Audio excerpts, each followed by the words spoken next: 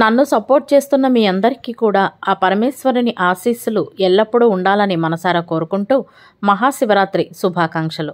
మహామృత్యుంజయ మంత్రం యొక్క ప్రాముఖ్యతను ఈ వీడియోలో మనం తెలుసుకుందాం. ఈ మంత్రంలో ఓం త్రయంబకం యజామహే సుగంధిం పుష్టివర్ధనం ఉర్వారుకం మృత్యోర్ముక్షీయ అమృతాత్ ఈ పదాలకు ఎంత అద్భుతమైన అమృత తుల్యమైన భావం ఉందో శ్రీ ఆంజనేయ స్వామి వారు మృత్యుంజయులు ఎలా అయ్యారో తెలుసుకుందాం. అందరికీ నమస్కారం అండి. ఛానల్లోకి స్వాగతం. మన ఛానల్ను మొదటిసారి చూస్తున్న వారు ఎవరైనా ఉంటే గనక ఛానల్ను సబ్స్క్రైబ్ చేసుకుని వీడియోను పూర్తిగా చూసిన తర్వాత కామెంట్ సెక్షన్లో హరహర మహాదేవ అని టైప్ చేస్తారని ఆశిస్తున్నాం. మహామృత్యుంజయ మంత్రాన్ని మరణం జయించే మంత్రం లేదా త్రయంబక మంత్రం అని అంటారు. రోగాలను నయం చేయటంలో అత్యంత శక్తివంతమైన మంత్రాలలో ఒకటిగా భావిస్తారు. మహామృత్యుంజయ మంత్రం శివుని గొప్ప మంత్రం. ఋషి మార్కండేయుల వారి ద్వారా సృష్టించబడినదని చెబుతారు. ఋషి మార్కండేయునిచే వ్యవహరించబడే ఒక రహస్య మంత్రంగా ఉంది. ఒకసారి చంద్రుడు దక్షరాజుతో నిందించబడి ప్రకాశం కోల్పోయాడు.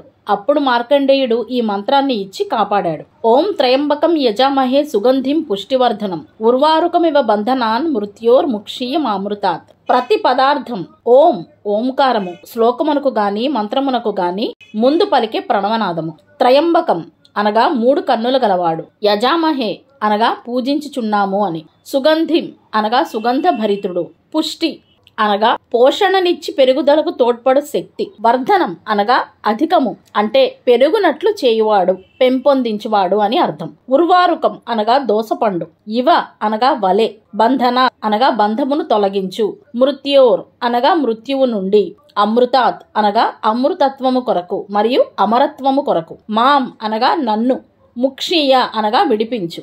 దీని తాత్పర్యం అందరికీ శక్తి నొసగే ముక్కంటి దేవుడు సుగంధ భరితుడు అయిన పరమశివుని మేము పూజించుచున్నాము.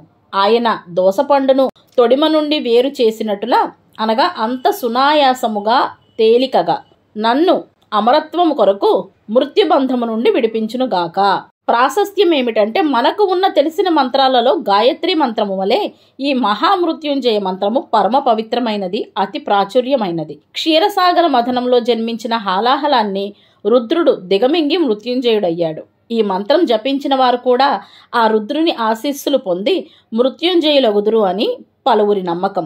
ఇది ఒక విధమైన మృత సంజీవని మంత్రం అని చెప్పవచ్చు. అంతేకాక ఆపదలు కలిగినప్పుడు కూడా దీనిని చదువుకోవచ్చును. సాధారణంగా 3 గాని 9 సార్లు గాని లేదా త్రిగుణమైన సంఖ్య లెక్కన దీనిని పారాయణం చేస్తారు. ఈ మహామృత్యుంజయ మంత్రాన్ని జపించడం వలన దైవ ప్రకంపనలు మొదలై మనలను ఆవరించి ఉన్న దుష్ట శక్తులను తరిమి కొడతాయి. తద్వారా మంత్రాన్ని పఠించిన వారికి ఓ శక్తివంతమైన రక్షణ కవచం ఏర్పడుతుంది. ప్రమాదాల బారిన పడకుండా ఉండేందుకు, దురదృష్టాల నుండి బయటపడేందుకు మహామృత్యుంజయ మంత్రాన్ని పఠిస్తుంటారు. ఈ మంత్రానికి సర్వరోగాలను తగ్గించే శక్తి ఉంది. ఈ మహామృత్యుంజయ మంత్రానికి మార్కండేయ మంత్రం అనే పేరు కూడా ఉంది. మార్కండేయుడు ఈ మంత్రమును పఠించి మృత్యువు నుంచి బయటపడ్డాడని ప్రతీతి. ఇంకా పరమశివుని రుద్ర స్వభావాన్ని సూచిస్తూ ఈ మంత్రం రుద్రమంత్రమని, ఆ స్వామి 3 కన్నులను సూచిస్తూ మృత సంజీవిని మంత్రమని పిలువబడుతోంది. ఈ మంత్రాన్ని త్రయంబక మంత్రం అనడంలో కూడా ఎంతో గూఢార్థం ఉంది. శివతత్వంలో 3కు ఎంతో ప్రాధాన్యం ఉంది. ఆ స్వామి త్రినేత్రుడు, త్రిగుణాకారుడు, త్రిఆయుధుడు, త్రిదళాలతో కూడిన బిల్వాలను ఇష్టపడేవాడు, 3 అడ్డురేఖలను నామంగా కలిగినవాడు, త్రిజన్మ పాప సంహారుడు, త్రిశూలధారుడు, త్రికాలాధిపతి, త్రిలోక రక్షకుడు. మరి ఆ స్వామి మంత్రాన్ని జపించితే మనకు రక్షణ లభించకుండా ఉంటుందా? అందులో సందేహమే లేదు. ఈ మహామృత్యుంజయ మంత్రాన్ని ప్రాతకాలాన్నే 108 సార్లు, ప్రదోషకాలంలో 108 సార్లు పఠిస్తే ఎటువంటి రోగాలు దరిచేరవు. ఈ మంత్రం యొక్క గూఢార్థాన్ని తెలుసుకున్నప్పుడు మనకు అపరిమితానందం కలుగుతుంది. భగవంతుడు ప్రప్రథమంగా సూక్ష్మ జ్యోతిగా వెలుగొంది అనంతరం చెవులకు వినబడేట్లుగా ఓ నాదం వినబడిందని, ఆ నాదమే ప్రణవనాదమని, అదే ఓంకారమని చెప్పబడింది. ఇదొక శక్తి స్వరూప ధ్వని. ఆ ఊ మల సంగమమే ఓంకారం. ఋగ్వేదం నుండి అకారం, యజుర్వేదం నుండి ఉకారం, సామవేదం నుండి మకారాలు పుట్టి ఆ 3 సంగమంతో ఓంకారం ఉద్భవించింది. ఓంకారానికి మూలం నాదం. ఆ నాదం భగవద్రూపం. ఓంకారం ప్రార్థనగా మనకు ఉపకరిస్తుంటుంది. అందుకే ప్రతి మంత్రం ఓంకారంతో ప్రారంభమై ఓంకారంతోనే ముగుస్తుంటుంది. నామం శబ్ద ప్రతీక. సర్వశబ్దాలను తనలో నిమగ్నం చేసుకునే శబ్దాక్షరం ఓంకారం. కాబట్టి ప్రతి మంత్రానికి ఓంకారం ముందుండి ఆ మంత్రానికి శుభాన్ని మంగళాన్ని చేకూర్చుతుంది. అందుకే దేహద్వారాలైన ఇంద్రియాలన్నిటినీ నిగ్రహించి మనస్సును స్థిరపరచుకుని యోగధారణ బలముతో ప్రాణశక్తిని సహస్రారంలో నిలిపి పరబ్రహ్మ స్వరూపమైన ప్రణవాన్ని ఉచ్చరిస్తూ పరమాత్మను స్మరించాలి. భూత భవిష్యత్ వర్తమానాలకు శివుని 3వ నేత్రం ప్రతిరూపం. ఇంద్ర, అగ్ని, సామతత్వాలను కలిగి ఉన్నందున శివుడు త్రినేత్రుడు అనబడుతున్నాడు. త్రయంబకం అంటే 3 నేత్రాలని అర్థం. శివుని భ్రూమధ్యంలోనున్న సూక్ష్మరూప నేత్రం 3వ నేత్రం. ఇది అతీంద్రియ శక్తికి మహాపీఠం. దీనినే జ్యోతిర్మఠం అని అంటారు. శివుని 3వ నేత్రానికి దాహక శక్తి, సంజీవన శక్తి 2 ఉన్నాయి. ఆ స్వామి తన ప్రసన్న వదనముతో చల్లని చూపులతో మనలను సదా రక్షిస్తున్నాడు. అందుకే ఆ స్వామిని త్ర్యంబకం అని కీర్తిస్తున్నాం. యజామహే అంటే ధ్యానిస్తున్నానని అర్థం. అంతేగా మరి సర్వవేళలా మనకు రక్షగా ఉన్న స్వామిని మనస్ఫూర్తిగా ధ్యానించాలి. ఒకప్పుడు సముద్ర మథనం జరిగింది. అకస్మాత్తుగా సెగలు కక్కుతూ హాలాహలం పైకి వచ్చింది. ఆ విషపు ప్రచండ జ్వాలలకు సమస్త లోకాలు తల్లడిల్లిపోయాయి. సర్వత్రా ఆర్తనాదాలు, హాహాకారాలు. సమస్త లోక జననం ఆ స్వామిని ధ్యానించగా ఆ దృశ్యాన్ని చూసి కృంగిపోయిన స్వామి హాలాహలాన్ని తన కంఠంలో నిలుపుకుని నీలకంఠుడై సమస్త లోకాలను కాపాడాడు. ఆ స్వామిని ప్రార్థిద్దాం. సుగంధిం అనగా సు అంటే మంచిదైన, గంధ అనగా సువాసన ద్రవ్యం.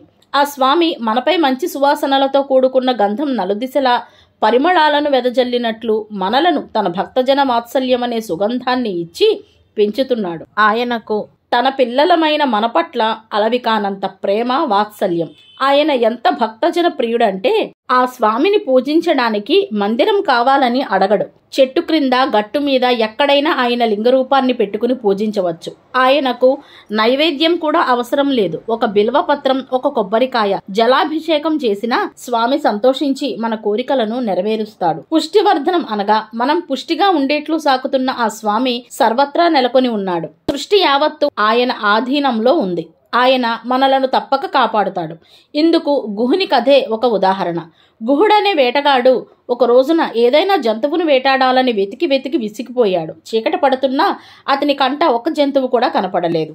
ఈలోపు ఎక్కడి నుండో ఒక పులి వచ్చి అతడిని వెంబడించసాగింది. దాని బారి నుండి తప్పుకోవడానికై వేటగాడు పరుగులు పెడుతూ ఒక చెట్టు పైకి ఎక్కాడు. అయినా ఆ పులి అతడిని వదలలేదు. చెట్టు క్రిందే ఉన్న పులి గుహుడు ఎప్పుడు దిగి వస్తాడా అని కాపు కాయసాగింది. గుహుడు ఎక్కిన చెట్టు ఒక మారేడు చెట్టు. ఏమీ తోచక ఒక్కొక్క మారేడు దళాన్ని క్రిందకి తుంపి విసిరివేయసాగాడు. ఆ దళాలు చెట్టు మొదట్లోనున్న శివలింగంపై పడసాగాయి. ఆ రోజు శివరాత్రి కూడా. పులి భయంతో వేటగాడు, వేటగానిని తినాలన్న కాంక్షతో పులి జాగరణ చేయడంతో శంకరుడు 2 జీవాలకు మోక్షాన్ని ప్రసాదించాడు. అందుకే సర్వవ్యాపకుడైన ఆ స్వామి మనలను కంటికి రెప్పలా కాపాడుతూ ఉంటాడు. ఉర్వారుకం ఇవ బంధనం అనగా దోసకాయ పక్వానికి వచ్చినప్పుడు దానికి తొడిమ నుంచి విముక్తి లభించినట్లుగానే ఆ స్వామి మనలను అన్ని సమస్యల నుంచి గట్టెక్కించుతాడు. మృతోర్ముక్షీయ అనగా అలా సమస్యల నుండి గట్టెక్కించే స్వామిని మనలను మృత్యువు నుంచి కూడా రక్షణ కల్పించమని కోరుకుంటున్నాం. మృత్యువు అంటే భౌతికపరమైన మరణం మాత్రమే కాదు, ఆధ్యాత్మిక పరంగా చేతనం లేకుండా ఉండడం కూడా మృత్యు సమానమే. భక్తి ప్రపత్తులు లేని జీవనం కూడా నిర్జీవమే. ప్రకృతిలో అందాన్ని ఆస్వాదించలేక అంతా వికారంగా ఉందనుకునే వారికి అంతా వికారంగానే కనపడుతుంది. ప్రతి విషయానికి సందేహపడే సందేహ ప్రాణికి అంతా అనుమానమయంగానే ఉంటుంది. ఇటువంటివన్నీ కూడా చావులాంటివే. ఇలా మనలను అన్ని రకాల మరణాల నుండి విముక్తులను చేసి మన జీవితాలను సంతోషమయం చేయమని స్వామిని ప్రార్థిస్తున్నాం మనం. అమృతాత్ అనగా స్వామి అల్పసంతోషి, సులభ ప్రసన్నుడు. అందుకే శ్రీనాథ మహాకవి ఆయనను ఈ విధంగా స్తుతించాడు. శివుని శిరమున కాసిన్ని నీళ్లు జల్లి పత్తిరి సుమంత నెబ్బడు పారవైచు కామధేను వతడింట గాడి పసరమల్ల సురసాఖి వానింట మల్లె చెట్టు. శివలింగంపై కాసిన్ని నీళ్లు చల్లి మారేడు పత్రిని లింగంపై విసిరేసినప్పటికీ ఆ భక్తుని ఇంట కామధేనువు ఇంటి పశువుగా మారుతుంది. కల్పతరువు ఆ భక్తుని ఇంట మల్లె చెట్టుగా ఉంటుంది. అంతటి దయామయుడు పరమశివుడు. మనకున్న చిరంజీవులలో ఆంజనేయ స్వామి ఒకరని మనకు తెలుసు. అయితే ఆ ఆంజనేయునికి చిరంజీవత్వాన్ని ప్రసాదించింది శివుడే. ఆ కథ ప్రకారం రావణ వధనానంతరం అయోధ్యకు చేరుకున్న రామచంద్రుడు ప్రజారంజకంగా పరిపాలన గావిస్తున్నాడు. ఒకరోజు అగస్త్య మహర్షి తదితరులు శ్రీరామచంద్రమూర్తిని దర్శించుకుని హనుమంతుని ప్రశంసించసాగారు. అప్పుడు శ్రీరాముడు మహావీరుడైన లక్ష్మణుని ప్రశంసింపక ఎందుకు హనుమంతుని పొగుడుతున్నారని అడిగాడు. అప్పుడు అగస్త్యాది మునులు హనుమంతుడు రుద్రాంశ సంభూతుడని, హనుమంతునితో సరితూగగల బలపరాక్రమవంతులు ఎవ్వరూ లేరని, అతని బలం గురించి అతనికి తెలియకపోవడమే శాపమని, అందుచేతనే అతడు వాలిని సంహరించలేకపోయాడని చెప్పారు. అలాగే 100 యోజనాలు దాటి లంకను చేరడం, అతి చిన్న రూపాన్ని ధరించడం, సీతమ్మ వారిని దర్శించడం, లంకా దహనం వంటివన్నీ సామాన్యులు చేయలేరని చెప్పారు. అదే విధముగా బాలహనుమ సూర్యుని చూసి ఎగిరి వెళ్లి ఇంద్రుని వజ్రాయుధ ఘాతానికి గురై భూమిపై పడతాడు. అప్పుడు ఆంజనేయుని తండ్రి వాయుదేవుడు కుమారుని ఉజ్జయినికి తీసుకువెళ్లి శివార్చన చేసి శివుని కరుణతో బాల ఆంజనేయుడు చిరంజీవిగా ఉండేట్లు వరాన్ని పొందాడు. ఇప్పటికీ మనం ఉజ్జయినిలో ఆంజనేయునికి చిరంజీవత్వాన్ని అనుగ్రహించిన హనుమత్కేశ్వర లింగాన్ని చూడగలం. ఈ విధంగా స్వామి తన భక్తులను మృత్యువు నుండి కాపాడి ఆయురారోగ్యాలతో కూడిన జీవితాన్ని ప్రసాదిస్తాడు. ఈ మృత్యుంజయ మంత్రాన్ని శ్రద్ధతో పఠిస్తే అకాల మృత్యువులు, ప్రమాదాల నుండి రక్షణ లభిస్తుంది. ఇంత మహిమాన్వితమైన మహామృత్యుంజయ మంత్రాన్ని జపించడం వలన దైవిక ప్రకంపనలు మన చుట్టూ ఆవరించి సమస్త దుష్ట శక్తులు మన దరికి చేరకుండా కాపాడబడతాము. మృత్యుర్యస్వాపసేచనం అని శృతులు చెబుతున్నాయి. అంటే మృత్యువు శివునికి ఊరగాయ వంటిదని అర్థం. మృత్యువును జయించాలనుకునే వ్యక్తులు పరమశివుని రక్షణ కోరితే సరిపోతుందని ఋగ్వేదం అంటున్నది. తనను ఆశ్రయించే వారి యొక్క మృత్యువును నివారించేవాడు కాబట్టి శివుడు మృత్యుంజయుడు అని కూడా పిలువబడుతున్నాడు. ఎవరైతే పుణ్యభీతితో శివుని ఉపాసిస్తారో వారికి ఆ జన్మలోనే కర్మ సంచయాన్ని అనగా ఆగామితో సహా పటాపంచలు చేసే శక్తిని శివుడు ప్రసాదిస్తాడు. అందుకు మృత్యుంజయ మంత్రాన్ని శ్రద్ధగా పఠించి ఆయురారోగ్యాలను పొందుదాం. ఇది కాక మృత్యుంజయ స్తోత్రము లేదా మహామృత్యుంజయ స్తోత్రం అనే స్తోత్రం కూడా ఉంది. ఈ స్తోత్రానికి మార్కండేయుడు ద్రష్ట. నమో వెంకటేశాయ. లోకా సమస్తా సుఖినో భవంతు. సర్వం శివార్పణం.